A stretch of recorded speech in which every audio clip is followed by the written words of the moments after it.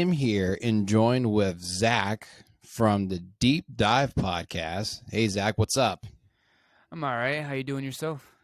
Oh, not too bad. I've been doing some stuff with some family issues, but that's neither here or there. But let me first start with this. So you first noticed me on social media because you saw one of my clips on either I think it was TikTok, and you were like, "Hey, you want to do some?" I think your content's really cool. I would like to do some stuff with me. I'm like, cool, great, would love to. And then one time you DM'd me on Twitter because we started following each other on Twitter, and he's like, "Hey, you want to do something?" And then I was like, "Great." And then I never heard back from you again. Until just now. Obviously, we finally got to. So funny story, I guess not really, but so I wanted to do a kind of like football collab and everything. And then I kind of forgot about the collab and for a while over the summer because at that point it was kind of like we're gonna focus on hockey, and I was trying to build up a hockey community. I didn't really know how to, and then I kind of forgot about the DM, and then when I go in my DMs or whatever, I was clearing it out. What was it, last week or something? And then I saw it like your DMer, and I was like, oh shit, like I forgot about this. So that's when I texted you. But no, yeah, it's all right because I sent that last message before we started our conversations back up. I was like, well, I guess we're never gonna do a collab again. But no, all right. So what is sort of your show about? What I've gathered so far is that you like to do some deep dives into like numbers and other things. Is that sort of right? Yeah, a little bit. Yeah, I was gonna say, explain your show. Yeah, so that's a little bit of it. I know we were trying to find our footing for the longest time. We did the NFL when the season started last season. We did some baseball and kind of mixed in some hockey. And then we started going kind of towards like the baseball / hockey stuff once the NFL season was over. And then it kind of turned into this hockey thing towards like the playoffs and stuff, and realized like we're getting decent views on our hockey stuff, and it seemed like our baseball stuff or the views were declining. So we're like, hey, let's do hockey, and we go over different teams, we go over just the league in general and just fun stuff. And with it being the summer, like the views are down, the subscribers are down. Like it seems like kind of like those baseball / football subscribers that subscribed to us a while ago are unsubscribing. And I mean, I get it because now we're transitioning to just hockey. So plus with it being in the summer, like it's prime time for football. So you're going to see like channels that post a lot of NFL stuff going into training camp in the first few weeks of the season go up. But it's a battle though. I mean, it's nice. I like to dive into the numbers and everything in analytics. So no, yeah, for sure. When, I feel like I'm in the same boat as you because like, I'll literally talk about anything, but like, I'll look at some of the numbers of my stuff and be like, oh, this did really well, but this specific thing didn't. So I like to try to find the balance and all that. So yeah, the sports content games, it's a hit or miss on what you are trying to put out there for your viewers and listeners.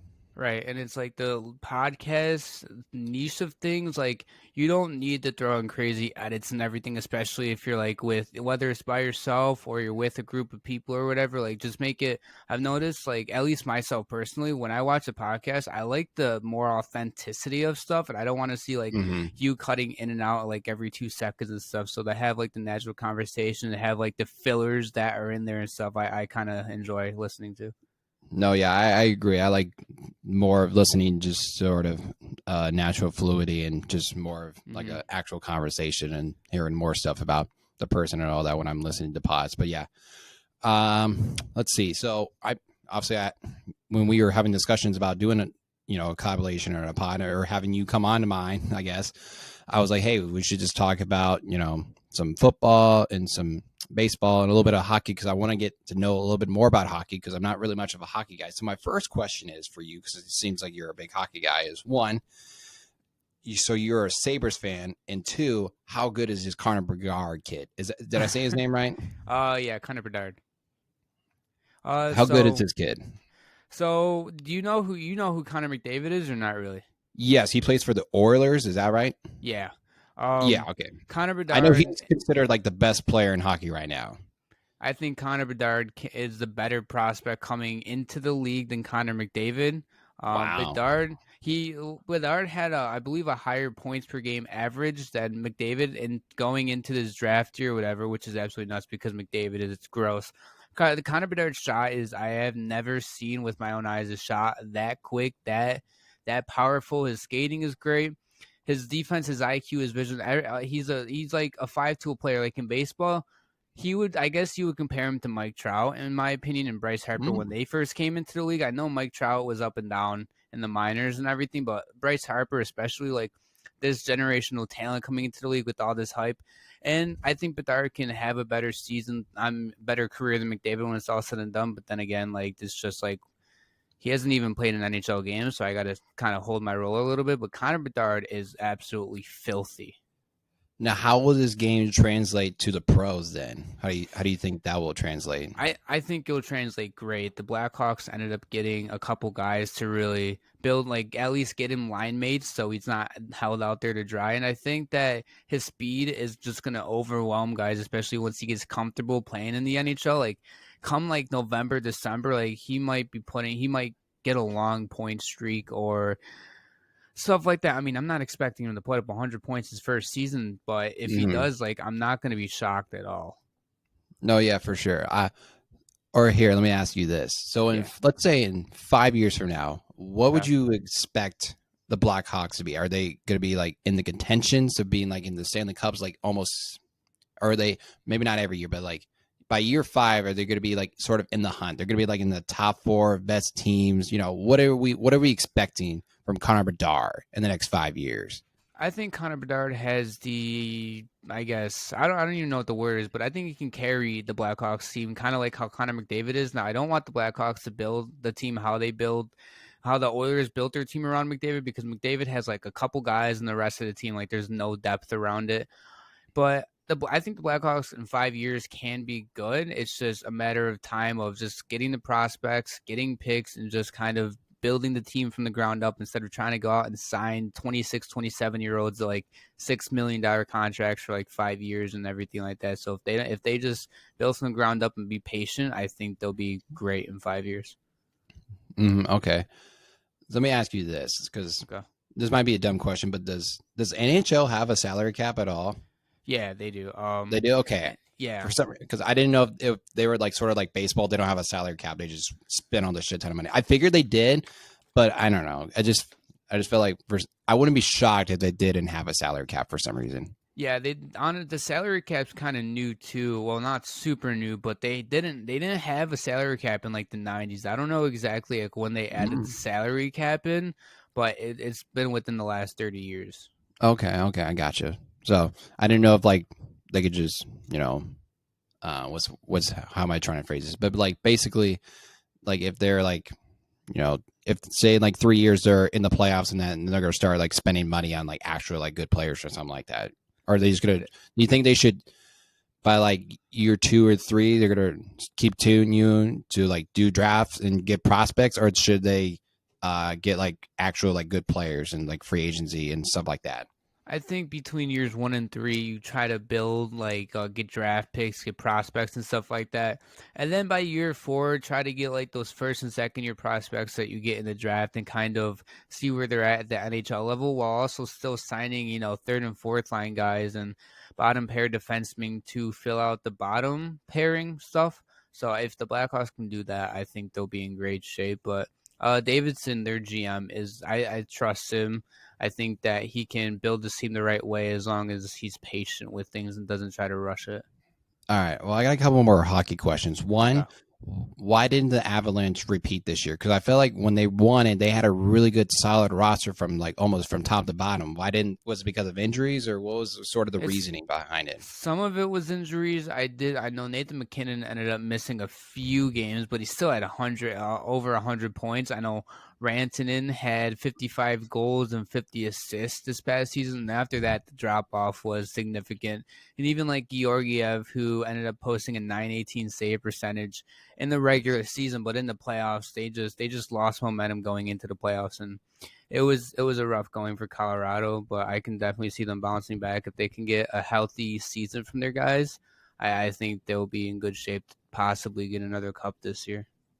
All right. I just wanted some good news from my relatives because I have relatives that are Avalanche fans. So, Fair enough. all right. Let's see. What other questions that I have, like hockey wise? I'm trying to think. So, what did you think?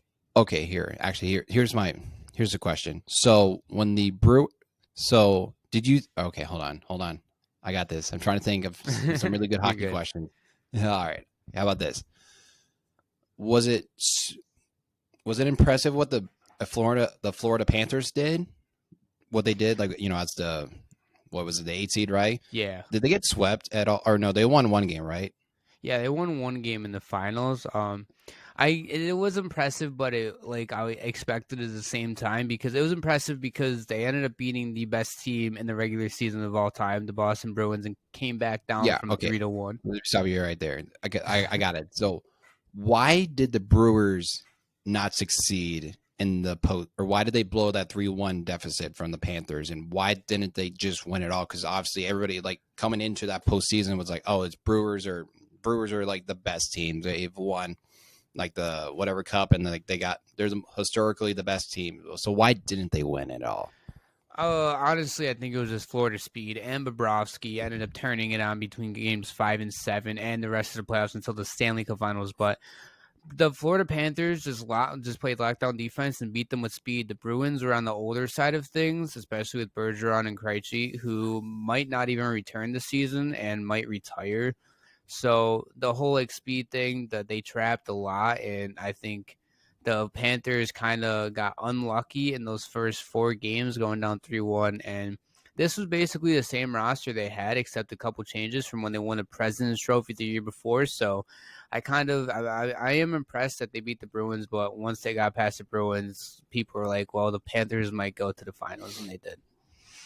All right. So I think that's all out of the good hockey questions I could think of. But here, let's transition to baseball. Really, the Okay. only question in baseball is, what should the Angels do? What do you think the Angels should do? Because then I can tell you what I think the Angels should do. All right. So if I'm the Angels GM, you have to listen to trade offers for Ohtani unless he tells you that he's going to re-sign. Now, we know that he's going to end up testing the free agency market.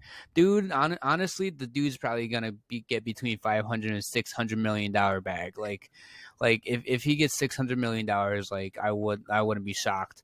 The Angels have to try to trade him. Like if you can trade Ohtani and then re-sign him back and free agency, you gave up you basically got stuff back for Ohtani while regaining Ohtani back. You got everything and you didn't give up anything. So plus, like, if the Angels start sliding here a little bit and you can trade Ohtani, like if you trade Ohtani, you trade Mike Trout at that point too.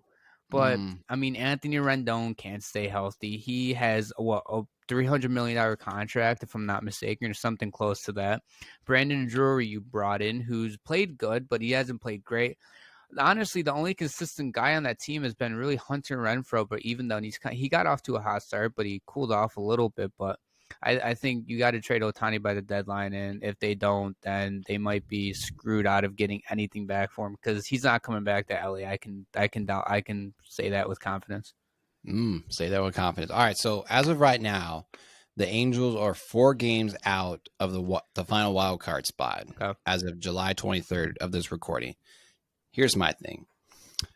If I'm the GM or owner, I don't want to be the one that trades Shohei Ohtani because, he's a generational talent. You don't want to be – it's basically like trading – if you're the GM of the Chiefs, you're not going to trade Patrick Mahomes. Right. It's just one of those things you don't want to trade him, but you're going to have to trade him, I think. If you say he leaves and goes to another team, you basically got nothing out of it. You could have at least got some prospects and, stuff like that. So I think – because it's like the trade deadline's in about 2 or 3 weeks from now, right? Yeah, in about a weekish.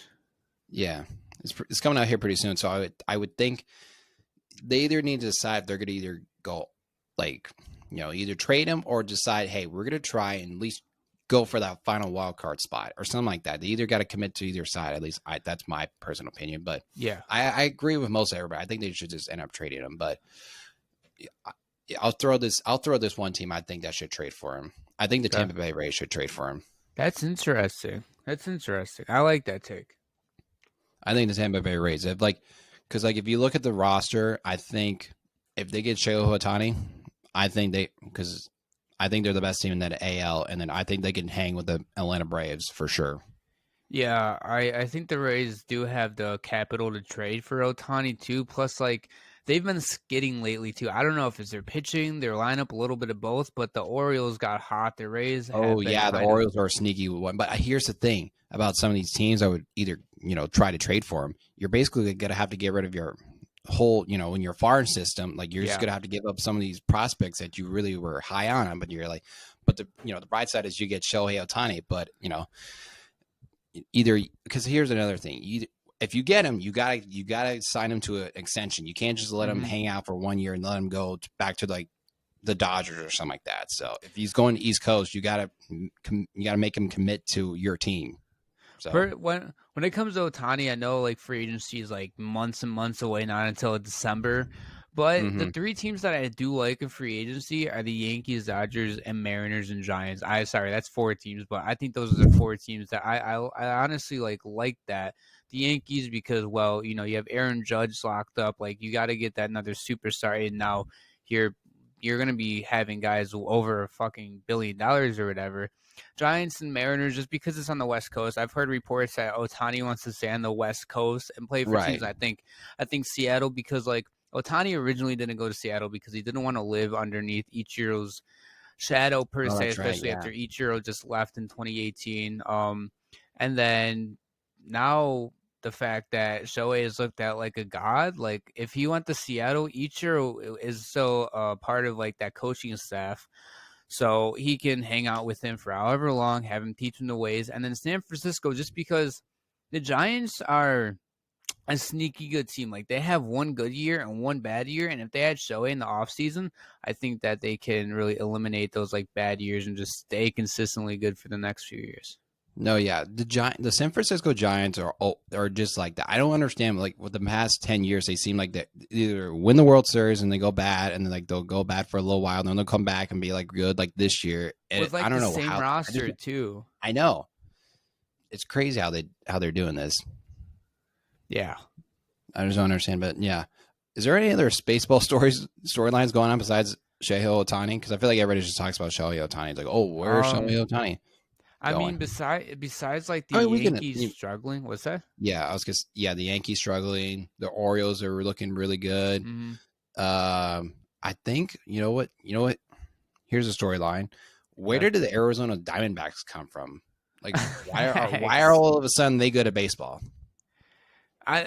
That's a tough one. I know Corbin Carroll's a stud. Zach Gallen's a stud. Like that team in general is just like they have a bunch of young talent, and they're like I guess the Orioles are like a glorified Arizona Diamondbacks. So Arizona Diamondbacks, I think, are what the Orioles were last season, but a better version of that, in my opinion. I don't exactly know like who is in the farm of the Arizona Diamondbacks, but I can bet you it's probably gross. Oh yeah, I bet. Because like, if you look at some of this, like if you look at the standings here in baseball, there's a lot of like. There's some great teams, but like there's a lot of like other good solid teams like you could say like the Phillies, the Brewers, the Reds, Arizona, and even the Giants. Like there's so many good teams like in the NL and AL. Really, it's just the East, the Central's a joke, and then the West has got like 3 good teams, or I guess 2 really. Dude, the Central and I guess not really much like the NL Central, but the AL Central is such a joke. Like you have what the entire AFC East will be first place in that division by multiple games. The 4 teams in the AL West would be in first place, and then you have just who's leading it? The Guardians still, right? Or is it the Twins? No, it's the Twins. The Twins are currently up 3 games to the Guardians. How many wins do they have? The Twins have 53. The Guardians have 49. Oh, never mind. The Mariners would be second, but still though, there's a lot of teams that would be in first place that are in like 3rd and 4th and 5th place in their divisions, and it's a joke. Yeah, no, for sure it is. All right, is there any other baseball stuff you wanted to talk about? Not off the top of my head, no. All right, well, here, I guess we can slightly transition to football because I feel like we might talk for like 30 more minutes about it. So, let's start with the running back situation. Okay. Because I feel like that's sort of been like the talk for the past like couple days now, or I guess week, about this whole running back situation. About because like Saquon Barkley, Josh Jacobs, and Tony Pollard didn't get their contract figured out. Now they're going to be playing under franchise tag. And now how teams are just valuing the running back position, even though there are some teams that really value that, but other teams obviously just they value it, but they could just pick this guy and replace him with another guy, basically. Yeah. I've always been on the train where it's like you don't need an elite running back to win. You have an elite offense. If you have an elite offensive line, an elite quarterback, and a good wide receivers corp, like I think you can do something with that, i.e. the Kansas City Chiefs from last season. But like at the same time though, what happens if your offensive line isn't good or you need a running back to bail them out a lot and to find that open hole like the cutback lane and stuff like that? And guys like and like I think like running backs who can catch the ball and run really really well uphill east to west, like it doesn't matter. I think they're obviously more valuable. Like an Austin Eckler, I mean, I know his offensive line statistically was like I think 29th or 30th last season, but at the same time though, like you look at a guy like Christian McCaffrey, like I would pay him in an instant. It's Saquon. I think I would pay him. Like there's about 6 or 7 running backs in the league that I would pay. And Josh Jacobs, I know for a fact is going to go off this season. And because he didn't end up, I believe he got franchise tagged, right? Who did? Josh Jacobs. Yes, he did. Him, Yeah. Saquon, and Tony Pollard were like the 3 notable running backs that got franchise I tag. can guarantee you those are going to be the 3 leading running backs in the league this season with maybe Nick Chubb up there too. Yeah. I can guarantee that. Like those running backs feel disrespected and deservedly so. But I don't know. It's hard. I don't like paying a running back, but if a running back of that caliber, like an elite one, wants to get paid, like just pay them, man. No, yeah, I agree. I agree with some of your take. Like I agree with like if you're a certain running back, like Christian McCaffrey, I don't care. Just take my money. Just here. Like he's an elite. Like the San Francisco 49ers offense basically is centered around now with Christian McCaffrey. Like he is just everything to that offense. Obviously they got multiple weapons, but I feel like he really completes that team now. So, and then you obviously, I mean, even Saquon, for example, like Saquon's literally that team. Like obviously Daniel Jones had a decent year. We can respect that, but yeah. I mean, I think he was sort of the main reason why they got to the playoffs for sure. And Josh Jacobs, he was like the NFL rushing. Wasn't he the rushing leader this year? Yeah. So I mean, you gotta like put some respect on these guys' names. So at least pay them. Like, don't have to go egregious like the Cowboys do with Zeke, but you gotta at least give them what they're worth. Like.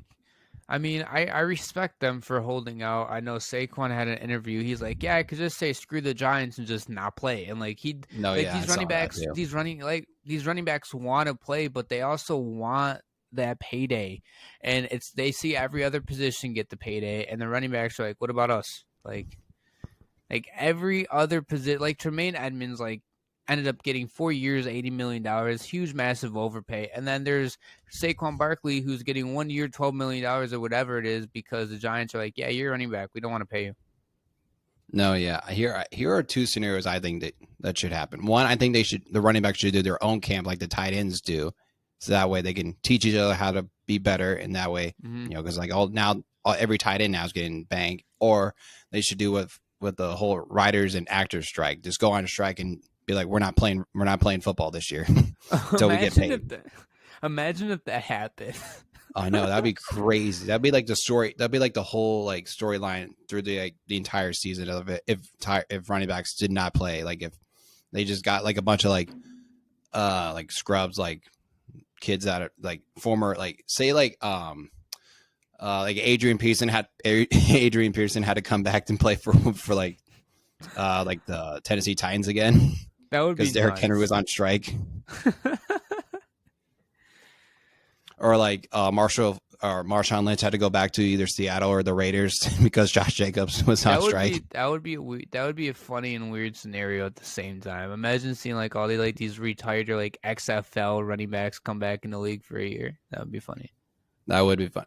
Who do you think would be most likely would absolutely sign up if that scenario would happen? Like, what's the running back that they'll be like, you know what? I could, yeah, sure. I can just. Marshawn Lynch for sure. I feel Marshawn, like he would come back in and be like, yeah, I'm built for this shit. Just come back. Got to feed his chickens. Yeah, exactly. Oh, gosh. I would think, who is the running back? Oh, gosh. Oh, I could see Maurice Stone. You remember Maurice Stone Drew? Yeah. I could see him coming back for like a couple games. That wouldn't be bad. The little like 5'7" guy who's shifty and quick. That's Or nice. like shoot, what's his name? He was a really short guy for the Eagles. And Darnell Sproles. Yeah. Oh my God. I forgot about him. I forgot. Oh my God. If he got to come back and play for like 5 games. Or like Matt Forte. I mean, I could start listing off some old running backs real quick. All right. Let's see. Oh, here's a really fun topic I wanted to talk about. So, have you watched the Netflix show Quarterbacks? Yeah. Oh my gosh, that show was so awesome. Like it really, I feel like if you're a football fan, you kind of understand what quarterbacks do for right. You know how much preparation they go to and all this other stuff, but like really got to see it, like what they do. Holy cow, dude! Like basically, like Kirk Cousins, I thought was the show. Like I thought he was like Bravo Cousins. Like he went through so much pain. That man, dude, he would get I know there was one. Well, through like the middle of the season or whatever, he's getting absolutely smacked in the middle of the rips. And he's sitting there going down the field. And I was like, I felt bad for the man. I know. I have a cousin who's a Vikings fan, and I usually give him shit for Cousins. Yeah. But now after watching this, I mean, I respect Cousins. I respect Cousins. Yeah. Now I want to beat him, but I want him to succeed at all costs. I want that man to succeed. I want him to win the next 5 Super Bowls. I love that man. Yeah. I would fight for that man. Like it just goes to show you, like he's just. Plus, he's a good ass dude. I mean, he's a normal dad and just goes to work and everything, and he spends his cold cash on his Tuesdays off, going into Kohl's. Facts. Just having a normal Tuesday off or whatever, and then going back to work Wednesday to Sunday. It was nice to watch. And like all the preparation he had to do. Did you see the episode where he had to do something with his head? Yeah. I was like, what was that? I was like, what is that? What is he? Is that what he's got to do? And then he's got he's got the psychologist. He's got the people doing massages. He's got the quarterbacks have to do so much stuff to be ready on a Sunday. It's crazy. Exactly. And then there's just casually Patrick Mahomes just weightlifting in the season. Like, goddamn. I also like that. Like he's doing like flexible like stuff where it just in case when you get hit or whatever, like about a joint or whatever goes the wrong way, like you're less likely to hurt yourself and stuff, which I thought was kind of cool as well.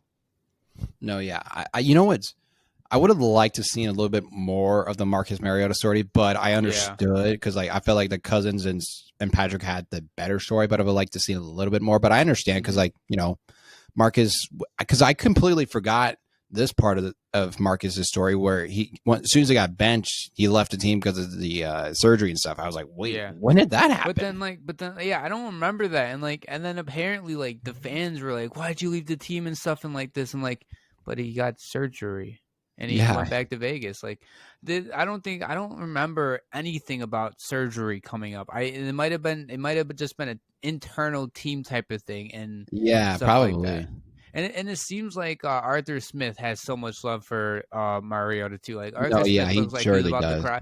Like when he was doing a press conference about going to Desmond Ridder, it looked like he was about to cry that he had to bench Mariota. Especially, I agree. I think especially because they were together when he was with the Titans. They both were at the Titans at the time, and then once he had to, once Mariota got benched for Tannehill. And then he's given it a second chance with the Falcons, which I kind of forgot the Falcons like actually did pretty good like the beginning of the season, and then they started shitting the bed towards the middle. So I was like, oh, that's right. The Falcons were actually like doing pretty well, and then they kind of just forgot how to play football again. Yeah, thanks. So let me ask you this: what are the 3 next quarterbacks you would like to see? Because I have a list on my phone that the quarterbacks I would like to see. All right, so I believe they said they were going to do another season. So I hope they do. So one is I would like to see either Joe Burrow or Josh Allen, not on the same one, but just one or the other. And then the second one is Jared Goff. I think his personality would be great. Not only that, but also you get some taste of Dan Campbell on the sidelines with them and stuff. I would like that. And a third quarterback. This is gonna come out of left field, but Sam Howell, take a life in a take like I know he was on the commies last season and played a couple games, but like this is his first full season. Take a dive into like what it's like, quote unquote, being a rookie quarterback per se. Kind of see how much I like that. Like how much preparation they're gonna do if they put in more work during the season than these other vets that they had on, or if it's more like a mental thing, physical thing, a little bit of both. I would love to see that. I like your three. So when I did my list, I did sort of like how they did it on the show, sort of like, Patrick Mahomes, superstar, Kirk Cousins, like a top 10 or 15 guy, and then Marcus Mariota, sort of like the bridge quarterback. So this is how I did it. So superstar wise, I did Trevor Lawrence, Jalen Hurts, and Justin Herbert. And I also throw in Joe Burrow. I like and that. then like the top 15 guys I just, let's just run it back with Kirk Cousins. I want to see more Kirk Cousins content. All right. I did him, Jared Goff. I agree with Jared Goff. I think Jared would be awesome. And I did Geno Smith. I think Geno would be interesting. That's a nice pick. I honestly, Geno Smith, underrated quarterback for sure. Mm-hmm. And then I did Tua, just because I think if they did both, either one, if they had to like choose one of those two, I think one of those two would be great. Because, Tua, the whole concussion thing, he learning how to fall and other stuff, I think that'd be really cool. Yeah. And then sort of in the Marcus role, actually, I had one more in the top 15-ish, but I don't think he's really top 15 anymore. But he used to be. Deshaun Watson. I think if he did the show, I think it would sort of like would lessen his image that we all know him for what he is now, I guess. Yeah. There's going to be two reactions from the public. One is going to be like, hey, we forgive him and everything. Like, his actions, like, he's actually coming across as a nice guy. Or two, the public's going to be like, why the fuck do you have Deshaun Watson on this? It's going to be no in between. No, yeah. And then for the Marcus role, I had Ryan Tannehill, Baker Mayfield, and Jimmy Garoppolo. I like that. I like the Baker one especially. Yeah, I think so if I had to choose three, I would do Baker, I would do Tua, and then I would do Justin Herbert. I think those three would be. I think that would be. I love the season. Justin Herbert one. I'm a huge fan of the Chargers in general. Like, I love Herbert, Keenan Allen, Mike Williams, and Eckler, and all my friends are like, just go be a goddamn Chargers fan at this point. No, you do not want to be a Chargers fan, dude. All they do is suffer. I root for the individual players. I don't root for the team. No, yeah, that's fair. But no, I'm super.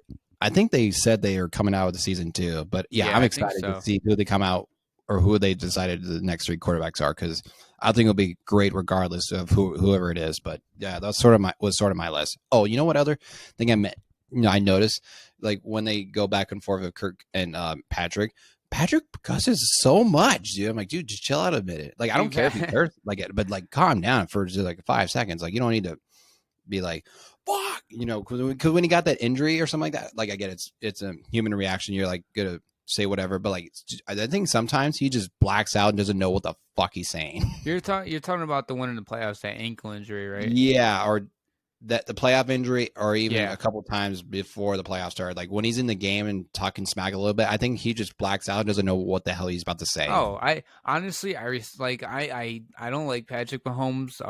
I look at him as a competitor. No, yeah, that's fair. Fan. Like, I can see why you may not like him for those 13 seconds of your life. Exactly. But I respect him as a competitor, though. Like, if he wants to, like, I respect guys who talk shit no matter what, up or down. Like, Patrick Mahomes has, the fact that he talks shit when he's down 17-0 is great. And then, of course, like, the second that he talks shit, he goes down and scores a touchdown. So, no, yeah, that's. But then when they would show Kirk Cousins, he'd be like, he's sort of like Phillip Rivers, but I think he's probably not as bad as Phillip Rivers when he would, because Phillip Rivers has literally never cussed in his life, and but like Kurt. God, man, I just love Kirk Cousins now. I can't get enough of him. I really can't. I agree with that. It seems like a lot of people I've talked to really love Kirk Cousins after that. Because, like, he shows that he's a family man. He really just wants to do well for his team. And I feel like that Kirk, like, when you I feel like watching this show, it gives you, like, a better perspective of, like, some of these, like, what media outlets per se be like, oh, I don't think the head coach really likes his quarterback or something like that. It's like, no, I think these head coaches actually do like the quarterback. It's just maybe the front office may not. Exactly. So yeah. All right. Let's see what other things that I have for us to talk about. Let's see. Oh yeah, I wanted to do sort of like since we're getting inches closer to actual football. I feel like since you're a Buffaloes guy, I think we should do a little preview of the AFC East. Okay. Because I feel like you're sort of an expert on that division. So yes, I'll let you have it. I'll let you have first crack at the AFC East. So this is going to be a very interesting division, I will say. It is. It's going to be tough. And so fourth, it's a no-brainer. It is the New England Patriots. And I don't want to say that they're bad, but just the whole entire AFC East got so much better, and the Patriots kind of stood pat. They did get Bill O'Brien as their offensive coordinator, but like outside of that, though, like you get Mike Gesicki, which is he wasn't utilized under Daniels in Miami, but that's right. I forgot he went to the Patriots.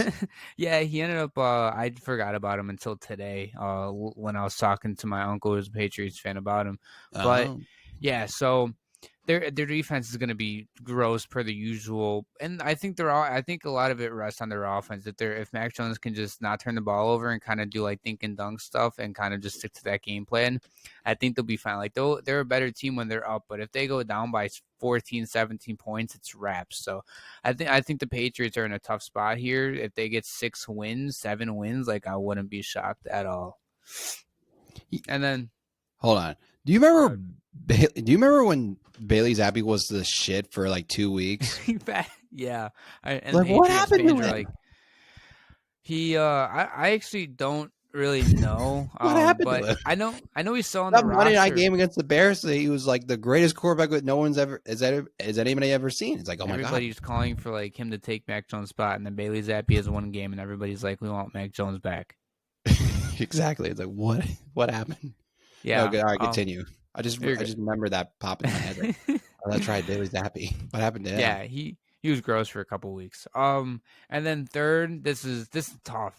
3, 2, and 1. I'm gonna go with the Jets here. The Jets? Yeah, I'm going Jets at 3. So I think they'll still get 10 wins. I think the 10, 11 wins. They'll still make the playoffs. However, okay, they sold out for Aaron Rodgers. Their Super Bowl window went from maybe 5-6 years from now to 1 to 2 years with a guy like Aaron Rodgers. But at the same time, you have Garrett Wilson, who I'm a huge fan of. Garrett Wilson. Dude is absolutely gross. He can be a top receiver in his league for 5, 7, 10 years, in my opinion. Breece Hall got put on the PUP list, so he's not going to be back. He probably won't be back until Halloween, if I'd assume so, and it's an ACL injury. Yeah, I think so. I think it won't be until Halloween. I don't know. I haven't heard any reports, but I feel like he's doing pretty well. I thought he was going to be ready by like the season starting because he tore it like during like what was it, week 6 or 7 or 8 around there? Yeah, it was like sort of mid, but early enough. It was kind of. I think it was towards the end of October, and all I know is it was against the Broncos. Yeah, that's all I remember too. Yeah, though their defense is going to be top 5 per usual. Who was it? It was Quinnen Williams got the extension, I believe. Yes. Sauce Gardner's a top corner in the league already, and he's going into his second year. He's only going to get better. Do they still have Marcus May? I think. Who? Marcus May. He's a safety. He might. I don't know if he went to the Saints or if he's still on the Jets. But either way, though, that defense is going to be gross. I think the season again rests on the offense. If they can come out swinging, got Allen Lazard, have Garrett Wilson. I think they're going to be good. Personally, what's up? Hold on, I'm looking up this Marcus May guy. See if he's still on the Jets. Nope, he's on New Orleans. Okay, all right, that's what I thought. I wasn't sure if he was on the Jets or if he went to New Orleans. All right, and then second, I want to going Dolphins here. Or are you gonna go? What's that? I don't know if I'm gonna go Dolphins or Bills. I haven't really thought about it because you can go either way. You can go Dolphins at second because of can Tua stay healthy, can Tua stay consistent. But the Dolphins roster, like honestly, you could argue it's better than the Bills. But then you can say the Bills at second because like. Outside of Diggs, like who's your actual weapon? Now you do have Gabe Davis, you do have Kincaid and Dawson Knox, and you got Damian Harris, James Cook going into his second season. But is that defense is healthy? still have Von Miller for the Bills, but on the defensive side of the ball for the Dolphins, so you have Christian Wilkins. I know you saw Byron Jones and Xavier Howard, who are getting older, but that But you defense I also have think is, Jalen Ramsey. They just and got Jalen Jalen Ramsey. Ramsey too. That secondary is going to be gross. Ultimately, you know what I wouldn't shock me though is if the Dolphins and Bills get 13 and 14 wins apiece, or maybe 12 to 13 wins. Like, imagine like one of those teams has 12 wins at second place, and then the other team has 13 wins, getting first and possibly a first round bye, and the other team has to go on the road.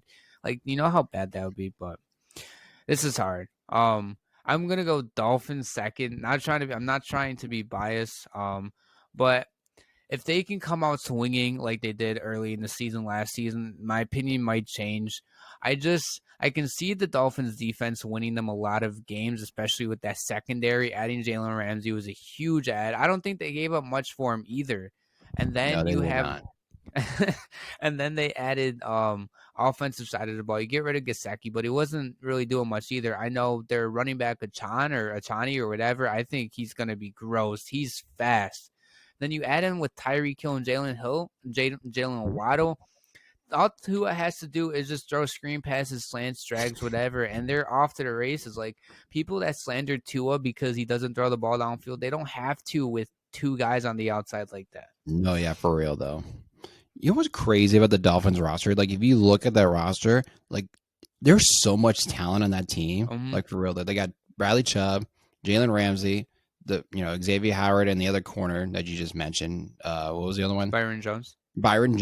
I mean, I guess he's still okay. They have young they got safeties too. Yeah, and I mean, they got Christian Wilkins, like you said. I mean, that defense is actually, like, if you on paper it should be really good, but obviously we'll have to see when it translates on the field. But like offensively, we saw what Tua did with that offense. Like when he stayed healthy, it was legit. Like Tua was slinging that ball. Jalen Waddle and Tyreek did the rest, but like they were cooking sometimes. Remember the game where they were playing the Ravens and the Dolphins just came back down 14 or something like crazy, or was it 21? They were down. I believe it was like 35-21. They were down going into the fourth quarter, and they came back and won.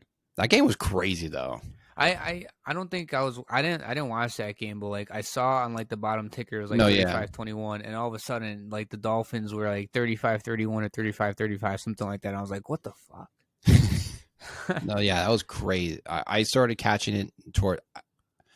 I don't remember why it was because I had Waddle, so I decided to flip it on to see if Waddle would do something for fantasy purposes. So I was like, all right, let me see if Waddle would do something. I'm assuming he did well in that game. I think he did. I don't know what his stats were, but I'm going to assume he did pretty well as well. But no, yeah. And then, like you said with the Bills too, I think, well, first of all, is Diggs okay? Is he cool? Are we cool? I think we good?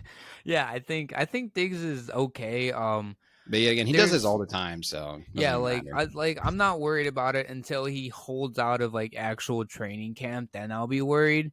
But I know like Ellen and Vaughn had said that it was all like off the field stuff and everything. I don't buy that. Like, I think it's more of a Ken Dorsey problem.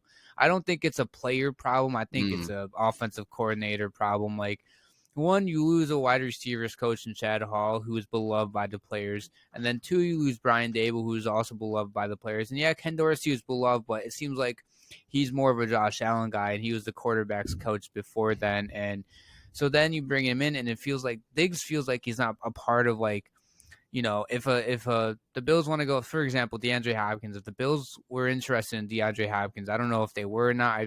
There were just reports that they were. If Bean went to Josh Allen and Von Miller, is like, hey, like, what do you think if we signed DeAndre Hopkins? And Diggs isn't there. I think that's where the problem is. Diggs feels like the management in front office doesn't feel like they're treating him like a top receiver in the league, which is absolutely bullshit. Like, you gotta treat him like Josh Allen, in my opinion. Like, there's no Josh Allen without Diggs, and there's no Diggs without Josh Allen, in my opinion. They just mesh so well together.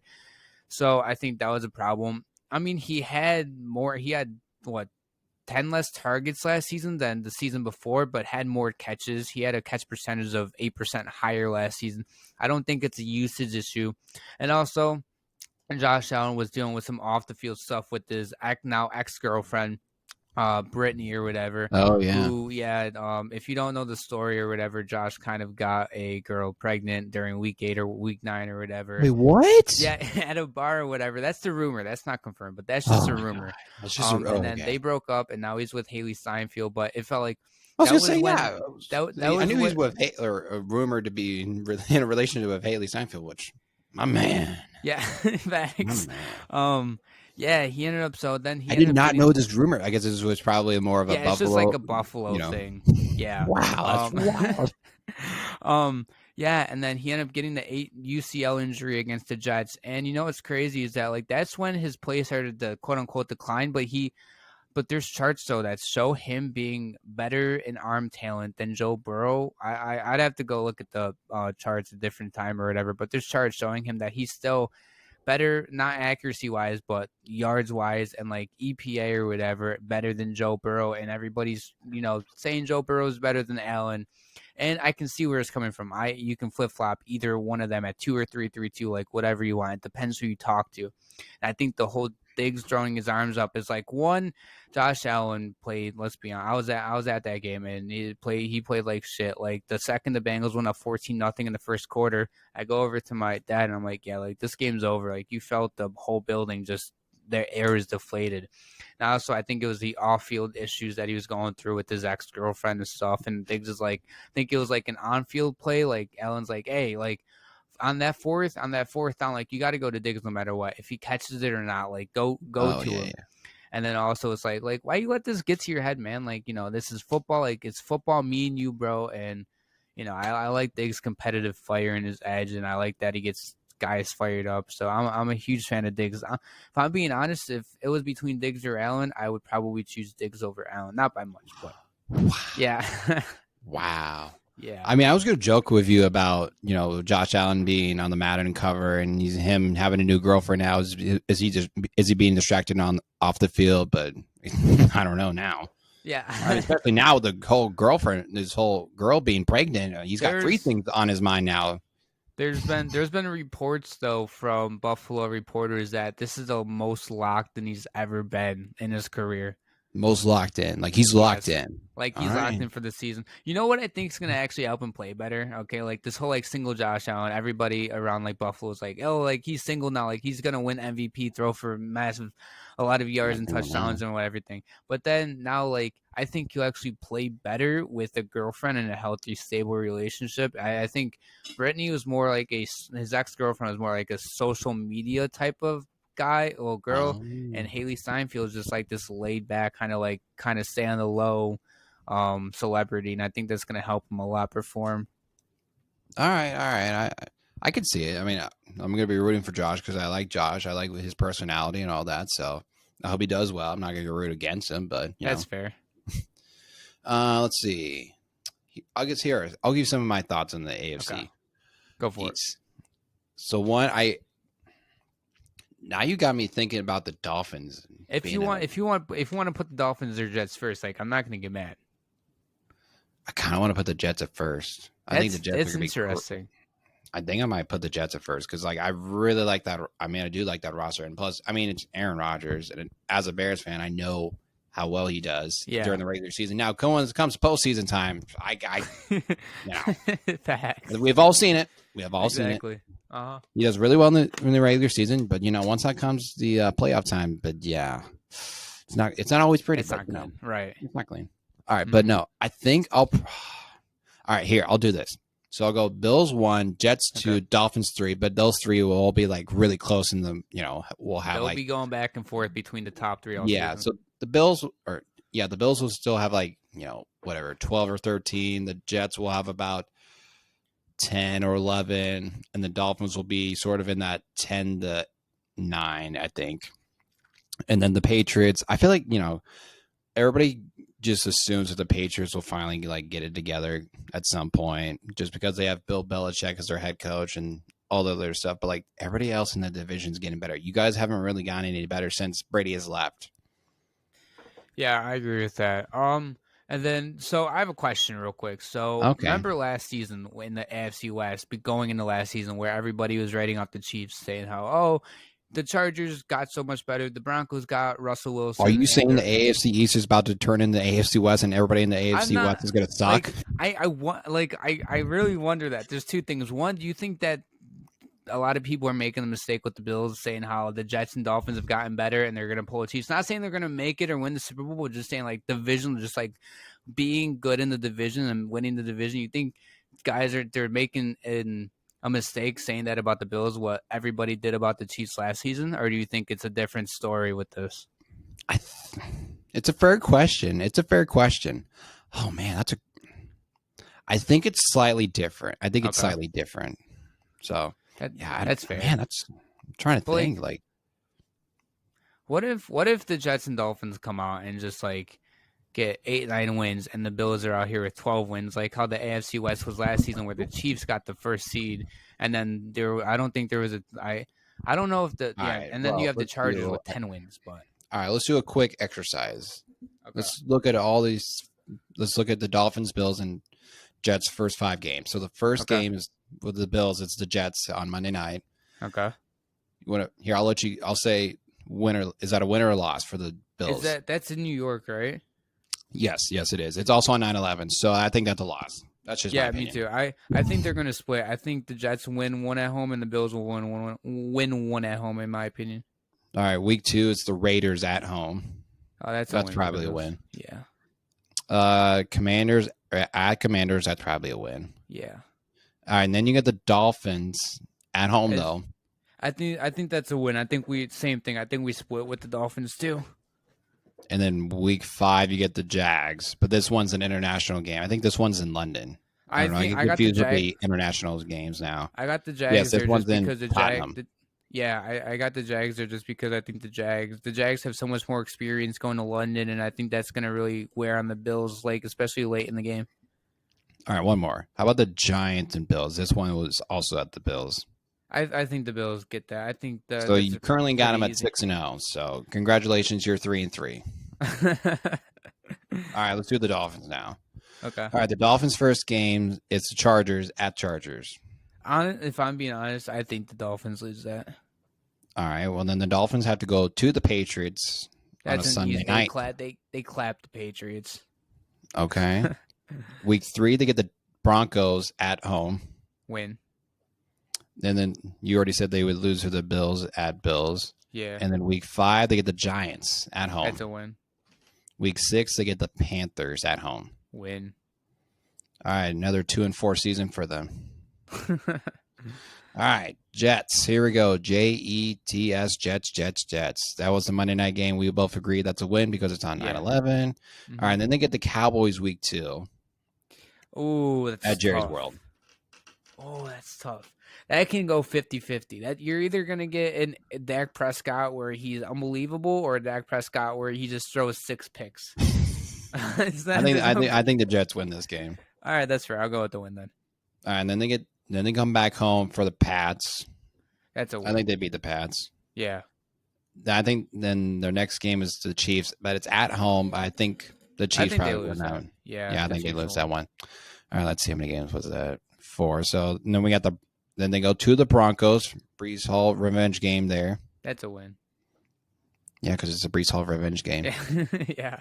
All right, then I think this will be sort of another real test because, like, honestly, if you look at the Jets' schedule, it's kind of like low-key kind of tough, their first 6 games. Because then the next one after the Broncos one is the Eagles. Ooh, I think they lose at home, though. It's at home, so. Yeah, I think they lose that. I think the Eagles are gonna just be as good as last season. Now they're not gonna have a soft schedule like they had last season, but so I think they'll be good. All right, so we established that the New England Patriots are winning the series because you projected everybody was going to win their first 6 games. All right. So I think we're sort of on the same page that the top 3 could sort of be interchangeable, but we think that either the Bills or Dolphins could be 1 or 2. The Jets are sort of like in that 2-3 range, most likely be in that 3, I think, and the Patriots are the Patriots, and they'll probably end up having like 6 or 7 wins somehow. Dude, if the Patriots end up getting like 9 wins this season and there's not 4th in the division, I might be questioning life, man. No, yeah. All right, let's do AFC North real quick. Okay. All right, so the AFC North is kind of another really It's intriguing tough. one. It's That one's tough. tough. Like I think this one's like this division. So last year's AFC West is legitimately this division. I think this one. I think this division is gonna be the toughest. It's gonna be a dogfight. I think fourth place is gonna have 9 wins, in my opinion. All right, so let's do the Cincinnati Bengals that the Joe Burrow has just owned everybody except for last year in the AFC Championship game. I'm not going to doubt the Bengals. They're going to get first in the division. I know. I want to throw a team like the Ravens up there, but I'm not betting against Joey Burrow, so. Oh, but then you kind of froze on me. Oh no. No, you're good. You're good. Oh, well, I was going to say. Am I good? Yeah, you were the one who's frozen for a second. Okay. All right, continue on with the Bengals. Yeah, I think the Bengals. I can't bet against Joey Burrow. Like he's gonna get first until him, Josh Allen, and Patrick Mahomes prove me wrong. I'm not betting against either of those quarterbacks. No, yeah, I agree. So who's coming in second? Oh shit, I blanked out. Now this is where it gets tough. Not really though. I'm going with the Ravens. I think their offense has gotten better, but it's stayed the same at the same time. Did you see they signed Melvin Gordon? I did see that. Why do they have so many running backs? It just shows me they're not committed to Lamar Jackson's trying to throw the ball. They're just gonna come out in like 3 tight end personnel and just like run the ball. That's gonna piss me off because like I really want Lamar to like succeed, even though I give shit to another relative of mine who's like a Ravens / mainly a Lamar Jackson fan. I'm like, yeah, because because he's we have like a little group chat within our fantasy league. And somebody sent a screenshot of the signing, and I, jokingly made the comments like, "Well, the Ravens are just still gonna keep running the ball and not let Lamar throw." that honestly, that's a realistic possibility. Honestly, because like they have 5 running backs now. They have Melvin Gordon, they have Justice Hill, they have KJ Dobbins, they have Gus Edwards, and they have somebody else. But yeah, it's. Like you can't keep all 5. No, you can't. I mean, they probably could, but I mean, you could, but you'll be taking a huge hit at wide receivers, another position group. Yeah, and plus they got OBJ. You got to throw the ball to OBJ, or he's gonna get mad. Mark Andrews and Bateman too. Oh, yeah, okay, yeah. I'm really scared about Bateman. Look, I really liked him in Minnesota. Don't get me wrong. I was really hoping he was gonna go somewhere else besides the Ravens. That's fair. That's fair. And then, so one more thing about the Ravens here, real quick. I think their defense is going to be good, not great, but I think it'll have its inconsistencies. Honestly, the Ravens defense, like on paper, because like I feel like towards somewhere in this, I don't know what was about it, but for some reason, on moments they look great. They look like just and then at other times, like I felt like during that the Giants and the Jacksonville Jaguars game, I was like, what are they doing? Like, why had their defense playing so bad or something like that? You know what I mean? Their secondary was like the main problem last season. I guess so. I guess, yeah. But no, yeah, I had some questions about that defense at times. Yeah, me too. And then third now. This is tough because I'm really high on the Steelers, but I'm also high on the Browns. But I'm going to go Steelers here 3 just because I don't know what I'm going to get with Deshaun Watson on the Browns. But the Steelers, though, their defense is going to be good as always. I mean, Minka, you have TJ Watt. Who they lose? They lost they lost him to the Lions.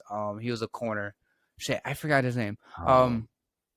He was a really good corner too. Yeah. Oh gosh, who was it? The first person that came to mind was like Joe Hayden, but Joe Hayden's retired. I don't know why. I'm gonna look that up real quick. All right, you look it up as I'm trying to think of like old Steelers wide corners. All right, let's see here. Gosh,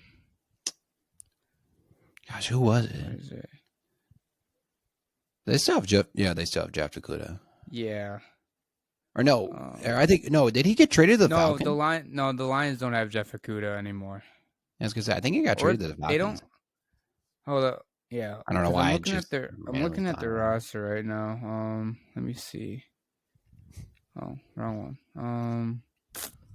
Can I get something with just like positions instead of just random guys? That'd be nice. All right, offense. That's fine. We can go to defense. Yes.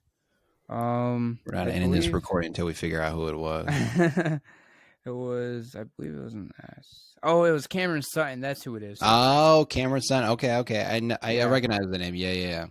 Yeah, the Lions don't have Okudah or Awari, I believe. Because I think they traded Jeff Yeah, they Okudah. don't have either of them anymore. Yeah, 'cause they traded Jeff Okudah for like a 5th round pick too.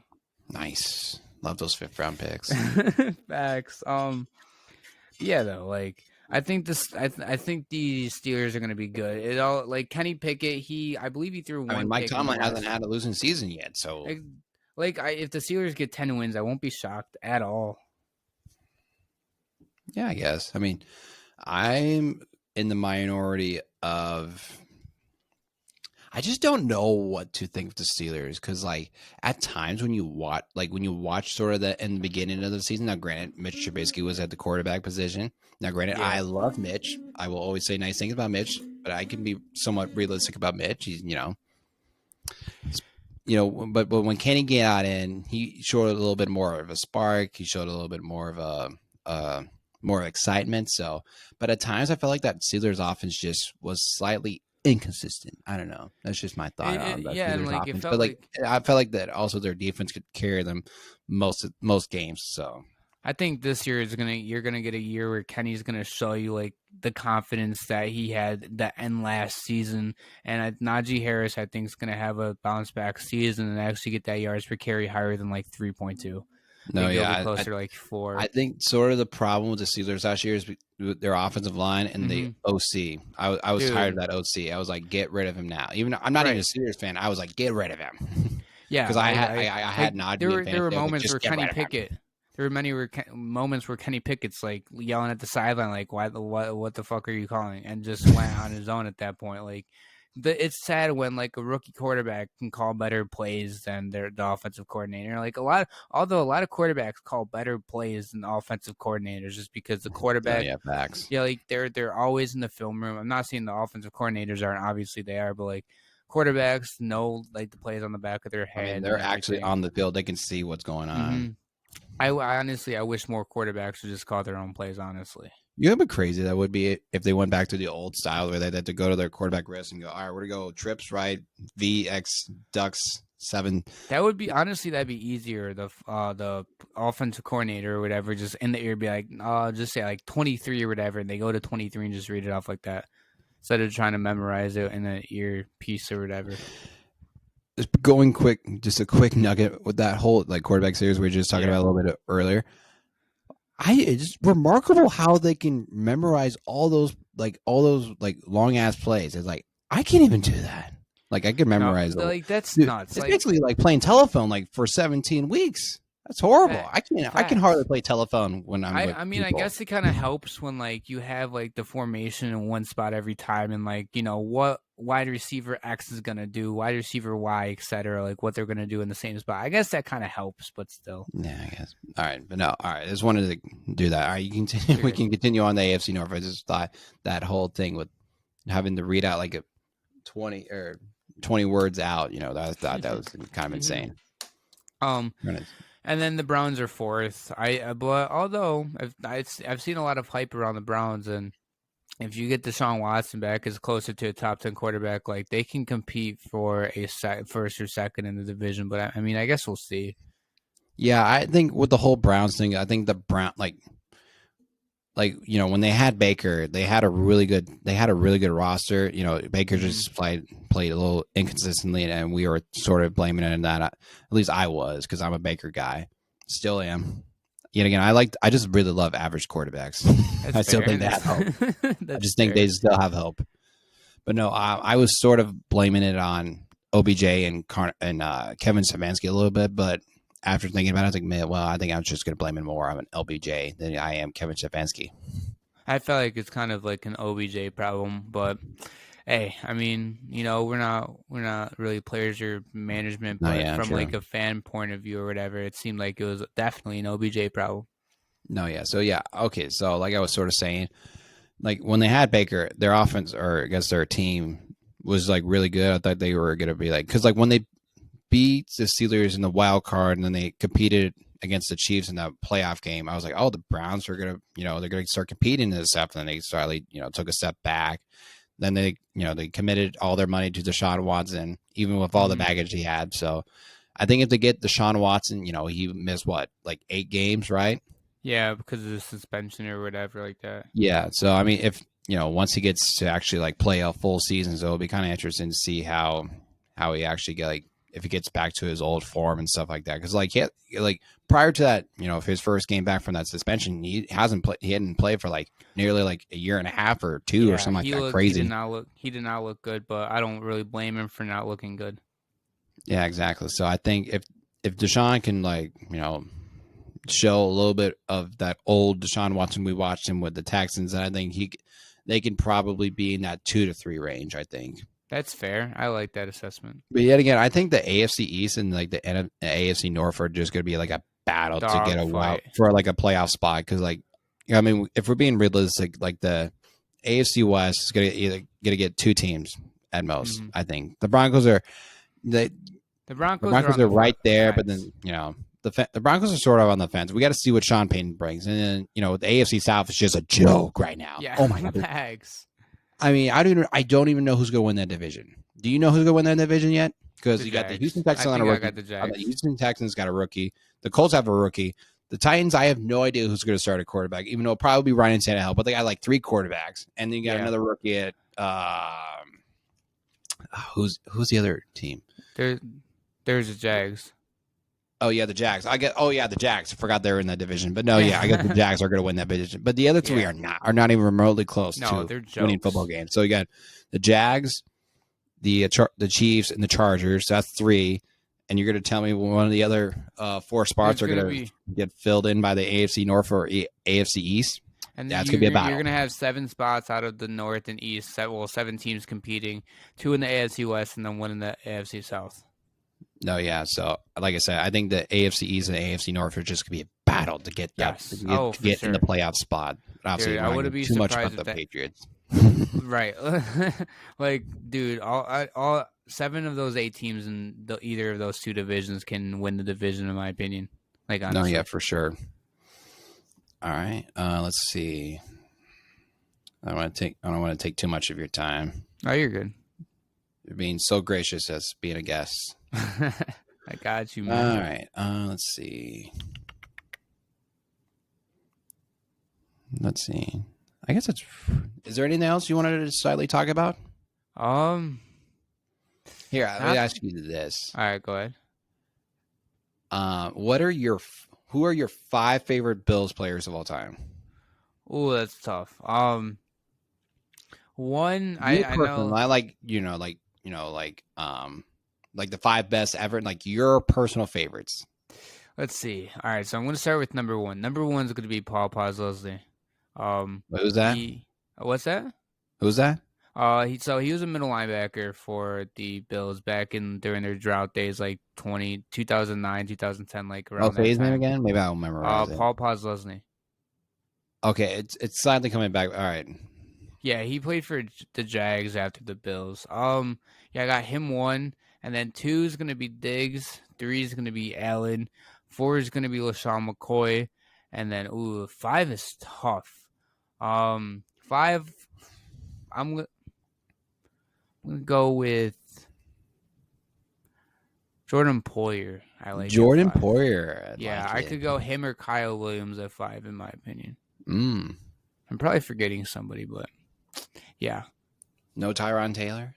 No, he's up there in the top 10, but he was too much of a game manager for me. I wasn't a huge fan of him. Or Case Keenum? Yeah, totally. Case Keenum. Matt Barkley's actually. Matt Barkley. I was trying to think of some of the other shitty quarterbacks you guys have had in the past. Todd Lewis. Do you know who Todd Lewis is? Oh yeah, I've heard the name.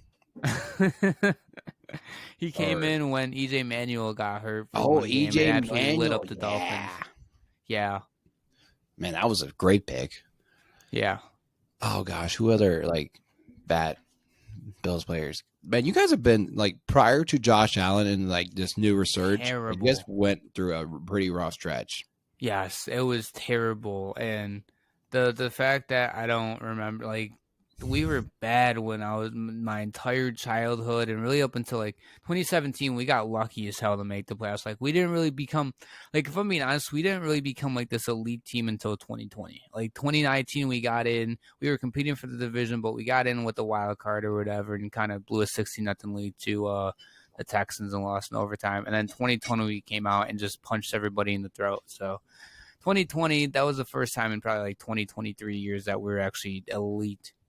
Because didn't you guys were sort of like were the Lions for a little bit, or not were the Lions, but but like you had like a really long playoff drought, but then you got saved by Andy Dalton or something like that.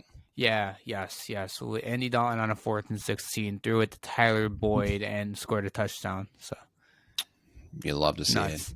Yeah, and it's sad because the Lions are my second favorite team too. So yeah.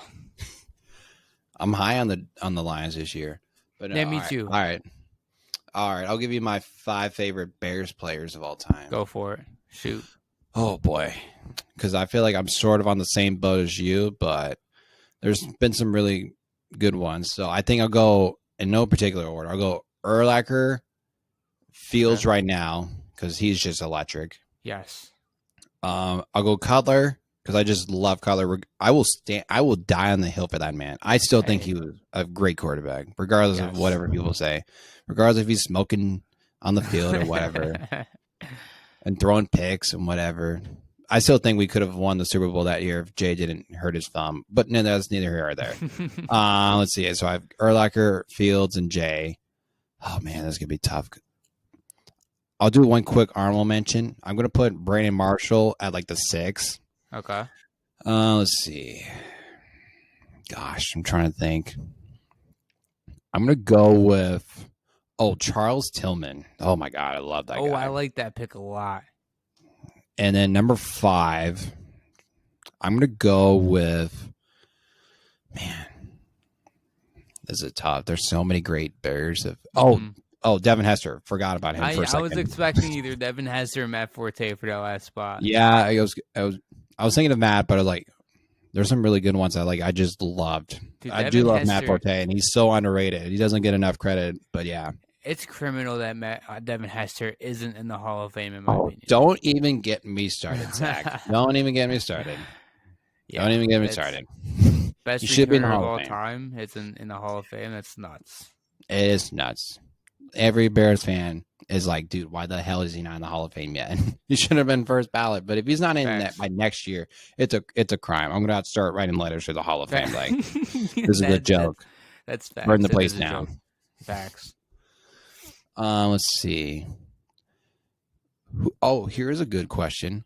Who are two players that you were looking forward to seeing this NFL season? Ooh, one of them is Bijan Robinson. This dude, Agreed. he's so electric, and the fact that he's, in my opinion, he's in the perfect system for a running back like him. Downhill running back. He's very shifty, and also run a heavy offense. He's gonna get the carries. He's gonna get the touches, goal line, whatever. And then the second player, this is a tough one because I'm super high on Cortland Sutton. I want to see him break out in a new offensive system where he's actually going to break out. Garrett Wilson's one of them. I love Dalton Kincaid on the Bills. And is that the Utah tight end? Yeah. Oh, that was such a great pick. He got pro comps to Travis Kelce, which is fucking nuts, man. What? People were comparing him to them? Yeah, they're in the draft and everything, but personally, I don't care. It's not about who you get compared to. He can compare to the worst kind of tight end of all league. If he can come out and perform on the field, that's all that matters. It's fair. Nice on draft day or whatever when he's I compare him to Travis Kelce when the analysts say that, but come September, October, November, can you produce for us? That's what matters in my opinion. No, yeah, I agree. I'll give you 2. I'm excited about Jackson Smith-Njigba for the Seahawks. Okay. Oh my God, I wanted him so bad for the draft. I wanted him so bad. I think JSN is going to be the best receiver out of this draft class. Dude, I hope no one else is going to watch or listen to this from my fantasy league, but I'm literally going to draft him the first overall. Not really, but in my head, I'm going to be he's going to honestly, if he's there in the 4th or 5th round from me, I might take him. I would. I love that kid. As soon as I watched him in that Rose Bowl game against Utah, I fell in love. I fell in love with him. Gross. Oh my God. It was just crazy what he did in that game. The other one, I'm going to go with, oh man. Trying to think. Trying to think of somebody. Who am I excited for? Oh, you know who I'm excited for? I'm excited to see how Brock Purdy does this upcoming season. I'm really excited to see. I'm curious to see if if this that first 8 games were either just a fluke or is he legit? Because I think he's legit. And again, I'm being slightly biased. That's fair. I like Brock Purdy a lot too. There was another guy that came up to the top of my head is Calvin Ridley. Oh yeah, because the whole gambling situation, was out for basically a year. Well, first it was mental health, and then it was gambling, and now he's on a new team. So that's a good pick. He's gonna be a steal in fantasy, in my opinion, too. Oh, I should put that. I should put him on my list for my go for it. Team. That's dope, man. I mean, yeah. Gosh, you know what's crazy? Here, we'll sort of wrap up here with this. Okay. what was I doing? I was like one of those like boring. It was like one of those like random days. I was just, I don't know, but I was laying in bed, just saw something about this player was gonna be excited for this team. I was like, wait, what team is he on? Oh gosh, let me see if I could find that list again. Okay. Because I completely forgot that Dalton Schultz is on the Houston Texans. Oh yeah, there are other teams. There are like a couple players. I'm like, wait, when did he sign with that team, or when did he go to that team and stuff like that? Facts. Because like during free agency, like, okay, yep, he's on this, and then like 3 or 4 months later, you go, wait, when did that happen? Dude, the Texans low-key were active in the free agency and in the draft too. I know, right? The Texans are going to be sneaky good in the next couple of years, in my opinion. Yeah, probably give them like 2 or 3 years, and they'll be like decent. All right, so I found the list of. I was like, wait, when did these teams? All right, so I have Dalton Schultz going to the Texans. Forgot.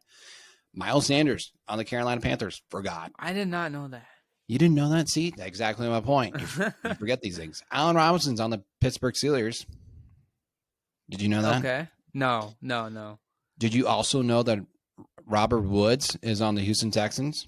No. Well, I didn't until you see, it's like one of those things that you did, but you didn't, and then you're like, and then it got mentioned on a podcast I was watching a couple days ago, and I was like, what? I forgot. Can you guess the team that Austin Hooper's on? It's not the Falcons or the Browns. He was previously on those. It's an NFC team, right, or AFC? AFC. I'm gonna go with the Raiders. Oh, I was gonna tell you I was gonna be like, you're wrong. It's the Raiders, but no, yeah, it's the Raiders. Oh, it's the Raiders. Oh, that was just a guess out of left field. I was gonna say completely out of left field. All right, yeah. Devin. Oh, I was gonna say you could probably guess this one. Where did Devin Singletary go? The Texans. Dude, the Texans got so many players. I know. Where did this? I mean, of course, they have space. Cap or gosh, I can't even speak. But yeah, cap space. But yeah, they just went all on some of these guys. Ronald Jones is still in the league. Do you know what team what he plays for? Ronald Jones is still in the league. That's what I was saying. He's still in the league. Do you want to guess what team he's on? I don't know. I guess I'm gonna go with the team like the Colts. I don't know. Oh, that was a good guess. Oh. Sort of in that same color scheme. It's the Dallas Cowboys. Oh, okay. All right. Damn, I didn't know that. Yeah, and to replace Zeke was Ronald Jones. How about Jesse Bates? It's not the Cardinals, right? No. It's a bird team, though. It's a bird team. Is it the Eagles? Nope. Oh, what team is it? The Falcons. The Falcons. Damn, that's nuts. Because when I saw it, I was like, wait, when did Jesse Bates? And then I was like, oh, that's right. He signed that big contract with the Falcons. I forgot that he isn't with the Bengals. Yeah, so I think that'll be a slight hit for them. Yeah, secondary. But no, yeah. Yeah. Patrick Peterson. What team is he on? Is it the Titans? No. Good guess, though. AFC, though. Ooh, AFC North? Yes. Oh, the Ravens? No, Oh, what team is it? the Pittsburgh Steelers. Oh my God. Damn. All right, how about Calais Campbell? Oh, I don't know. I'm gonna go with I don't know, the Titans, I guess. I don't know. No, we were looking for the Atlanta Falcons. Oh, that's nuts. How Oh about my God. Devin Bush? Kind of forgot Ooh. about it. He existed for a while, Yeah, but I me remembered he too. got that injury. So Well, I believe it was an ACL. yeah. No, it wasn't the Rams. Cardinals. Oh, so close, right division and everything. But we were looking for the Seattle Seahawks. Had no clue he was on Seattle. I thought he was still with the Pittsburgh Steelers. That honestly, same. Honestly, same. Yeah, it was like you ever get like a random day, you'll just be like, or see like something on social media like this, or be like Robert Woods kind of just passed from CJ Stroud. Be like, wait, when did he go to the Texans? Or you'll see like something. You're like, wait, when did that happen? Facts. It's like some of these players that ended up signing in free agency or like even getting traded. I'm like, when the fuck did that happen? No, yeah, exactly. Because you'll get like you'll go on like social media or Twitter or something like that, and you'll see like a bunch of like tweets from managers after. You'll skip the one that happens to be like sort of significant, not really. Mm-hmm. Facts. With like Robert Woods signed a 2-year deal, but in reality, we see the top one going like, Travis Kelce, or I don't know. For example, say like Travis Kelce got traded, blah blah blah. But in reality, it wouldn't. Mm-hmm. But it'll be like the top tweet would be Travis Kelce, but the next tweet would be like Robert Woods signing 2-year deal. Mm-hmm. We wouldn't focus on that. We'll just focus on Travis Kelce getting traded. Exactly. Facts. All right. No, this has been fun. I've enjoyed this. Yeah, me too. Me too. Getting to know some more people in the podcast world and the sports creation thing.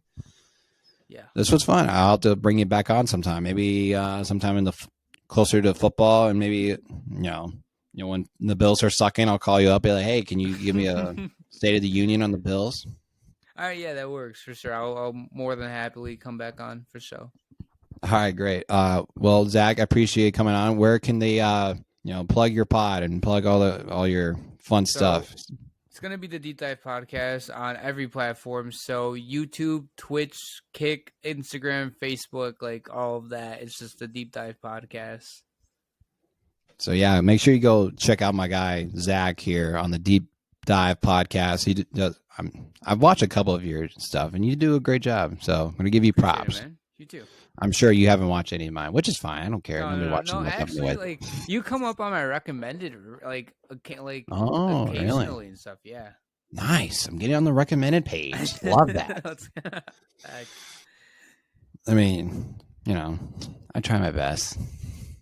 I don't know how good my content is, but it is what it is. I'm not going to complain about it. Your content's good and stuff. I've seen a couple of like your NBA videos and stuff that have popped up too. I saw the one reaction of what was it, the Heat and Celtics final couple minutes or whatever. I thought that was game 6 and I reacted to that one. Yep. Yeah. That was dope. That was a crazy game though, I will say. Yeah, I didn't watch like too much of the NBA playoffs. I kind of just followed it on Twitter, but I've like that. Oh, you mean X? Series. What's that? You mean X? Yeah. Our new Twitter not being replaced with X. Dude, that's so dumb. That's facts. I hate that. Whatever. I mean, as soon as I wake up tomorrow morning and I see an X, I'm like, all right, I'm done with this app. Facts. I felt that. I mean, I'll probably keep it for a little bit, but otherwise I'm probably going to limit my social media posts on that app. That's fair. I mean, Elon just, I don't know. It is what it is with Elon. He's just doing his thing. He's just trying to piss off Zuckerberg so he can get that UFC match. Mm-hmm. Exactly. Oh my gosh. But no, yeah, like I said, all right, Zach, I appreciate you coming on. I know it's probably late. It's your time zone, but I appreciate you coming on. I'll talk to you next time. All right. All right. I appreciate you having me on.